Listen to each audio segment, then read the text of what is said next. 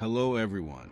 Today I'm going to tell you a story that people in a small village in northern Karelia still talk about to this day. A story that began as an ordinary family vacation, but ended in such a way that none of them ever came back home.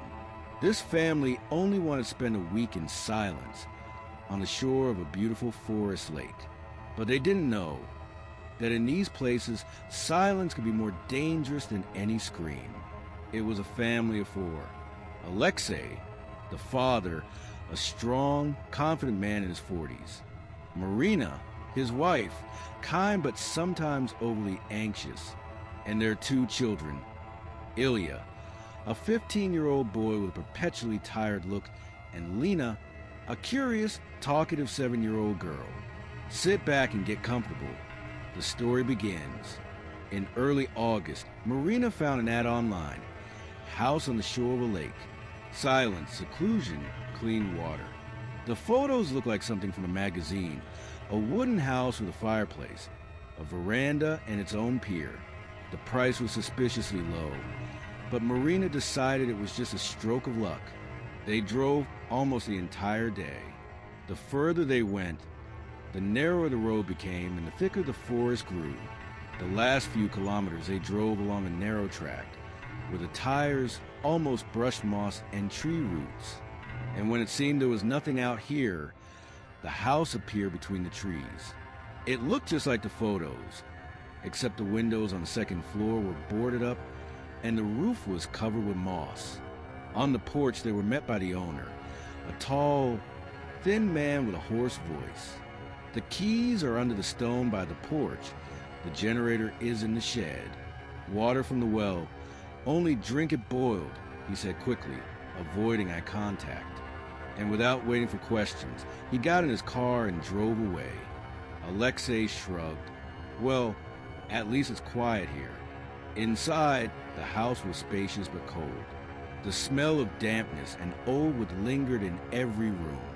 In the living room, old black and white photographs hung on the walls. They showed strangers with grim expressions, as if they didn't want to be photographed. In some pictures, in the far corner of the frame, there was a blurred figure, faceless. That first night, everyone went to bed early.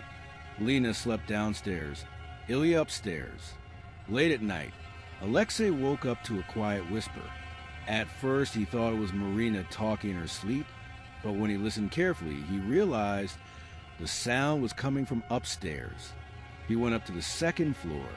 Moonlight streamed through the cracks in the boarded-up windows. The door to Ilya's room was ajar. His son was asleep. The whisper was gone. The next morning, Lena said, "Dad, who was that woman at my window last night?" "What woman?" "Pale, wet, with long hair. She was looking at me like this." The girl stretched out her hand and slowly ran along an invisible pane of glass. During the day, they tried to have fun, boating, fishing, barbecuing. But as evening came, the silence became oppressive. Even the wind felt strange, as if someone unseen was watching them. On the third night, Ilya woke his parents. "There's someone walking in the attic." Alexei grabbed a flashlight and went up. The attic was empty, only dust, cobwebs, and old boxes. But in the far corner, he saw two shining reflections, as if someone was staring at him from the darkness. From that day on, they all began having the same dream. They stood on the pier, and from the black water pale hands reached out toward them. And each time, someone fell into the water and didn't come back up. Marina found an old diary in the house. Yellowed pages, uneven handwriting. She calls us by name.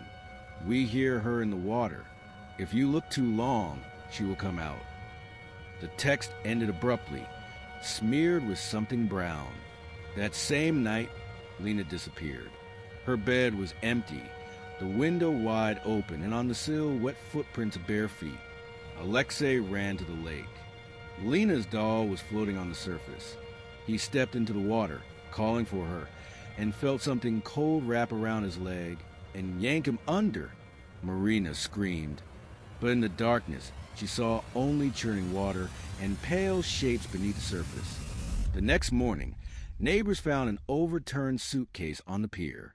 Alexei, Marina, and the children were never seen again. The house by the lake still stands empty.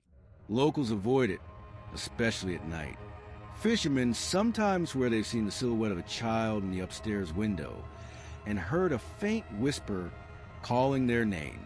Sometimes it calls not only to those who lived in the house, but to anyone who simply listens to this story. And with that, our story comes to an end. Thanks for watching. If you enjoyed my story, don't forget to subscribe and leave a like.